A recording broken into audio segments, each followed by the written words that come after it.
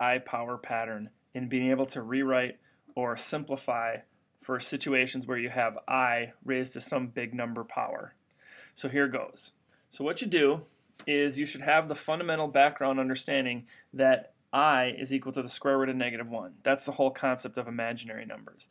So then if you're trying to figure these out, like I had that example of I to the 72nd power, the thing that I like to stress is that you need to know that I squared equals -1. This needs to be something that's continually in your thought bubble, so to speak, and that's what I was trying to grow here, is a little thought bubble that you're always keeping track of. I squared equals -1. Write that down. That's key. You've got to have that. Look for the I squareds, because then we can replace it with -1. Anything that has an I squared in it can be replaced with -1 because we just got done saying that I squared equals -1. So here is how we go about doing that. If you start out with a question that looks like this, I to the 15th power, well, I need to be able to see the I squareds in there. Well, I can kind of see them. I've got an I squared in there 7 times. Because 7 times 2 is 14, that's like having I to the 14th power. Well, this is I to the 15th, so I need one more, so I take it times I, because that's like I to the first power. If I have 14 powers and one more power, that makes 15. So this part right here is I squared to the 7th, because that takes up 14 of the powers, and then times I. And then what that equals is, it's the same thing, remember, anytime you have an I squared, you can replace it with -1. So this is like having -1 to the 7th power. And then that's going to be times I. Well, -1 to the 7th power is an odd number. So if I do -1 times -1 times -1 7 times, and they're all negative, that's going to turn out to be -1. If I do -1 times -1 an even number of times, that's going to turn out to be +1. Now on your calculator, you do need to be a little bit careful, because if you take -1 to the 7th power on a calculator without parentheses, yes, it does show you -1, but if I do -1 to the 2nd power, it also thinks it's -1 because we didn't put the negative number in parentheses before we do the power. You've always got to, be in good habits when you're doing negative numbers to a power. So then that would be +1, which is what it's supposed to be. So now, as we're going through these then this answer is, I've got -1 to the 7th power. Well, that makes -1 times I, which is -I. So that tells me that I to the 15th power is the same thing as -I. Okay, let's try the next example. The next example is I to the 20th.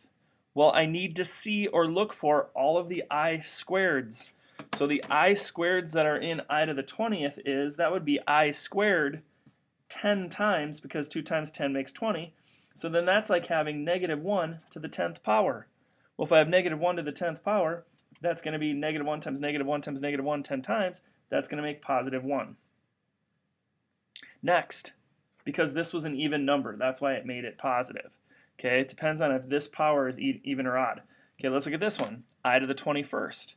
Well, I know I would have I squared 10 times, that takes care of 20 of them, times one more, because that's like the first power, that's 21 I powers. Well, then that's like having -1 to the 10th power times I. -1 to the 10th is worth +1, which we just figured out up here. So then that's 1 times I, which equals I. Next question, I to the 22nd. Well, that's I squared 11 times. 11 times 2 is 22, so I'm good there. This is an odd number, so that's like having -1 to an odd number power. That makes -1. You should notice that in these problems, we've had 4 different answers. We've had -I, 1, +I, and -1. Those are the only 4 possibilities that anytime you do these, it has to be one of those 4 answers.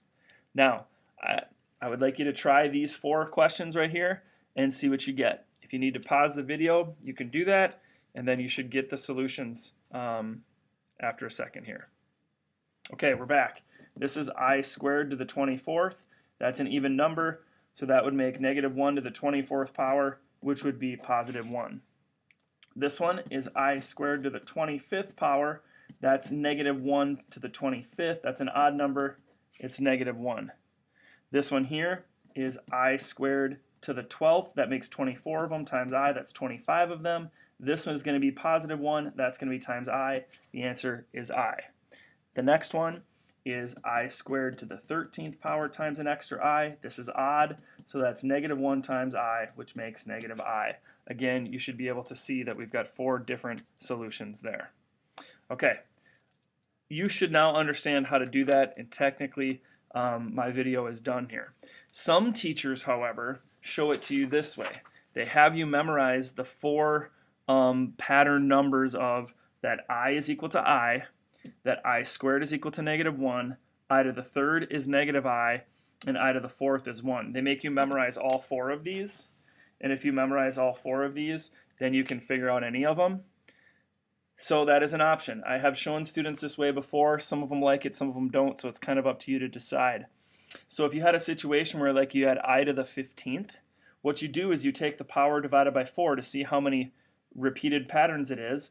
So 15 divided by 4 is 3.75. Well, that's 3 3/4. So you're taking this number right here, that's your leftovers. You have 3/4 of a leftover, so that's I to the 3rd, and I to the 3rd equals negative I. So the answer to this question would be negative I in that case.